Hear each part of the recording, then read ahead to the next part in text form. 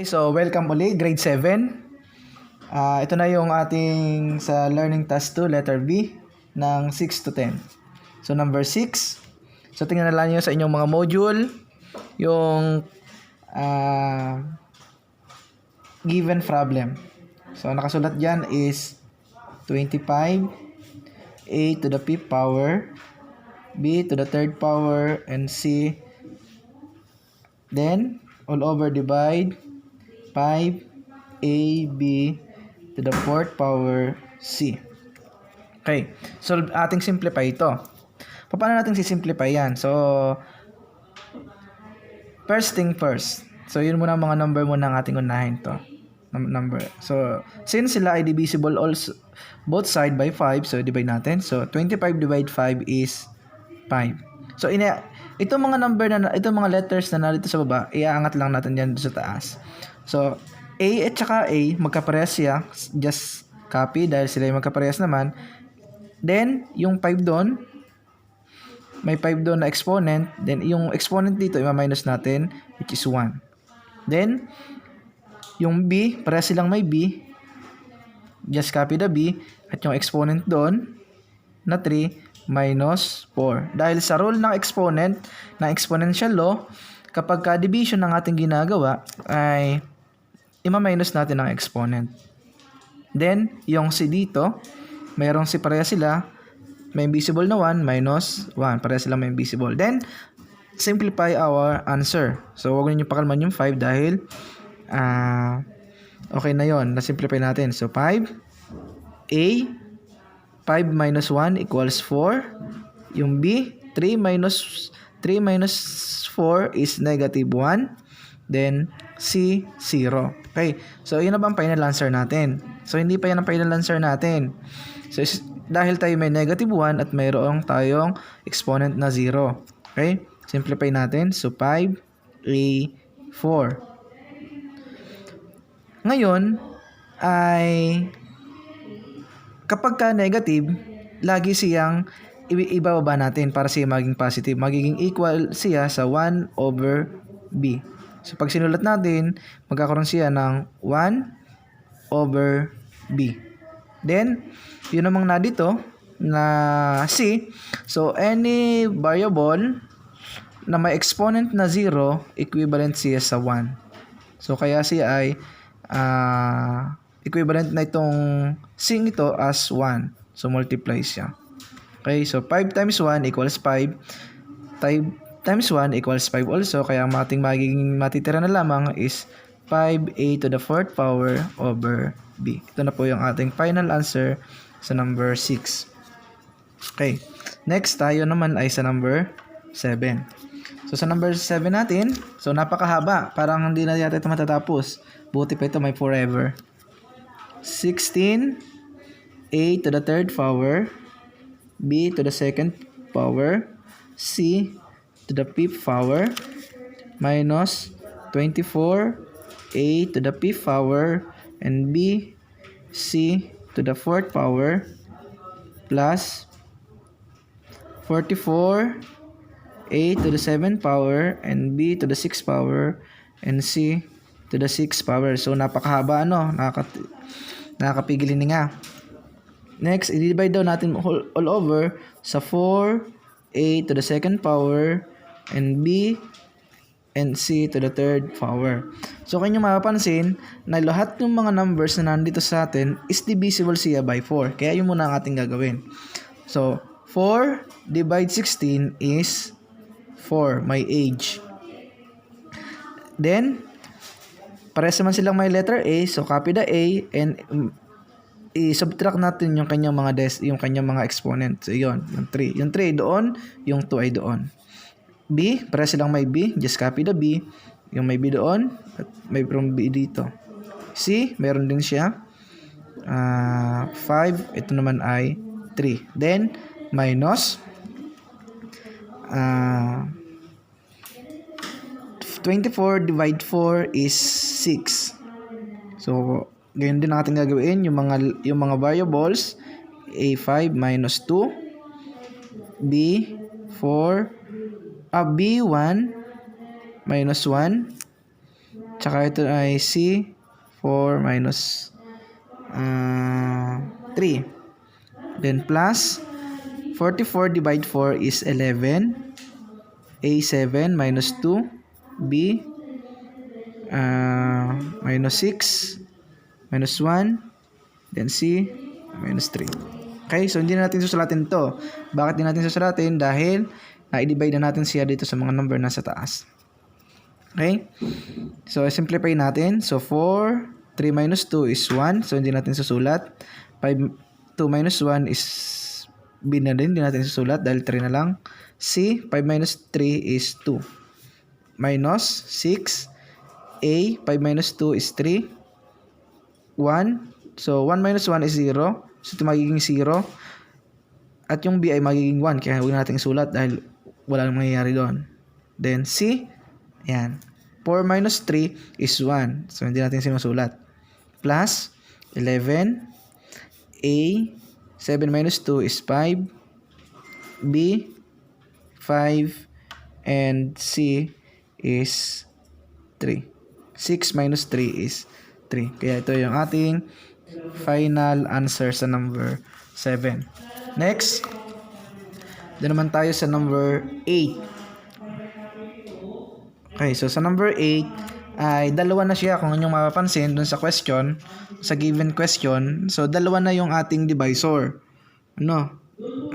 Medyo mahirap-hirap na, hindi na katulad pag-iisa at medyo madali lang pag-iisa pero dalawa na to.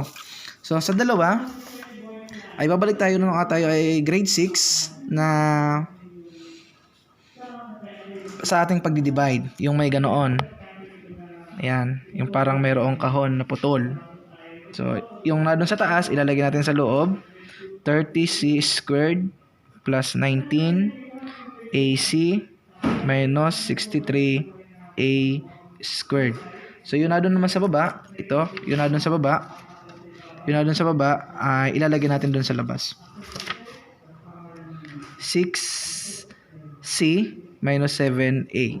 Okay. So, ngayon, ang pagdi-divide ng ganito, ng polynomials na ganito, ay titingnan mo lang yung unang number. Itong number na to at yung number dito. So, since yung 30 ay divisible by 6, ay pwede natin siya. Huwag mo nang intindihin kung anong maging resulta ng pangalawa. Basta dapat itong dalawang ito ay magsakto siya. So, since ito ay dalawa, 1, 2, 2 term, bilang ka din dito ng 2 term, 1, 2. So, dapat dito tumapat yung magiging sagot mo. So, 30 divided 6 is 5. Okay. So, 5 na, 30. Ngayon, kailangan magkaroon ng c squared. Ay ito yung lamang anong magiging kulang para ito yung magiging c squared. So, ibig sabihin, dapat magkaroon din ito ng c. Dahil c times c equals c squared para mag-equal doon. C squared. Next, then, i-times na natin doon sa pangalawa. 5c times 7, negative 7a equals negative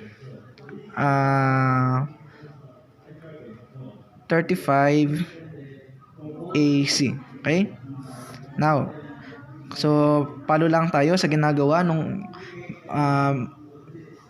pang-elementary na pag-divide. So, mina-minus din yan. So, sa integers, kapag ka-minus, pinapalitan natin yung lahat ng nasa baba, pinapalitan natin. So, ito ay positive becomes negative. Ito ay negative becomes positive. Ngayon. So, ito, magkagaya lahat sila. Same number, same exponent, same ang variable, pero magkaiba silang sign, cancel. Ito naman, pareha sila, then i-add natin. So, 9 plus 5 equals 14, then 54. Positive ang kanyang sign.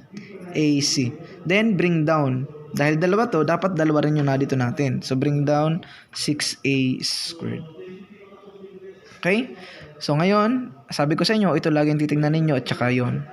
Okay? So, 54 divide 6 is 9. Ayan, may 9 na tayo dahil ito equal na sa 54. Okay? Then, ano ang ating magiging sign? So, ito ay positive, so positive din to. Okay? So, AC. May C na dito. Ano lang kulang? Okay? So, para makaintindihan nyo talaga, ito, tingnan nyo dito. So, 54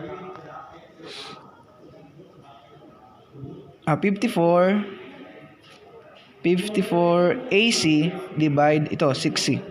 6C. So 54 divide 6 is 9. So ito cancel, ang natira ay A. So kaya dito ay dapat ay magkaroon ng A. So 9A. So wag niyo na pag nakuha na ninyo yun na doon sa unahan, wag na niyo intindihin yung pangalawa.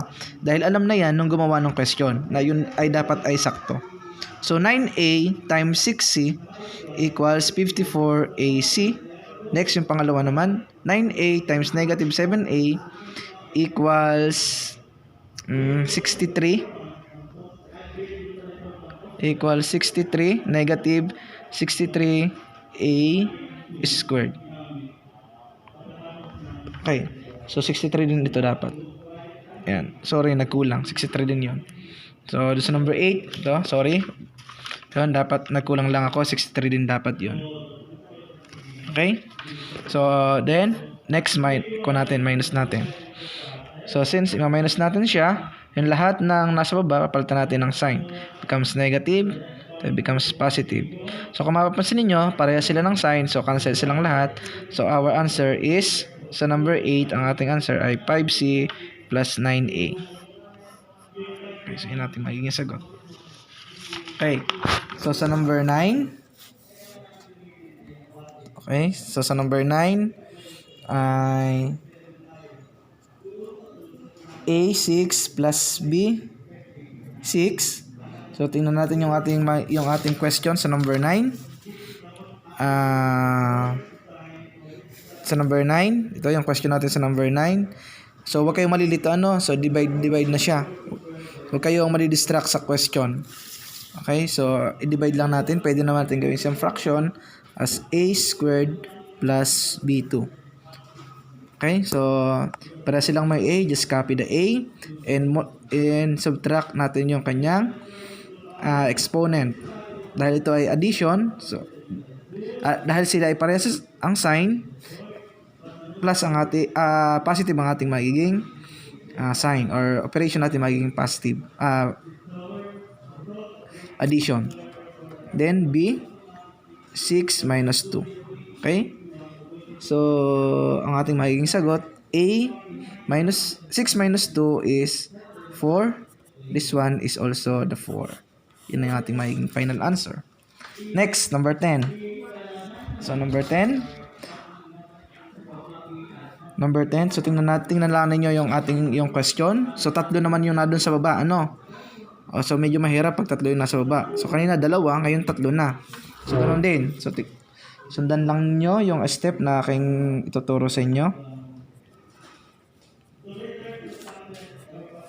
Divide. So yung nado sa taas, yung nasa loob. 6W to the third power plus 7W to the second power minus 12W plus 15. Okay, so di-divide natin. So sabi ko sa inyo, yun laging nandun sa unahan ang inyong titingnan. So 6W divide 2W. Para hindi kayo malito, bigyan ko ng tips kung paano. Ilabas nyo lang.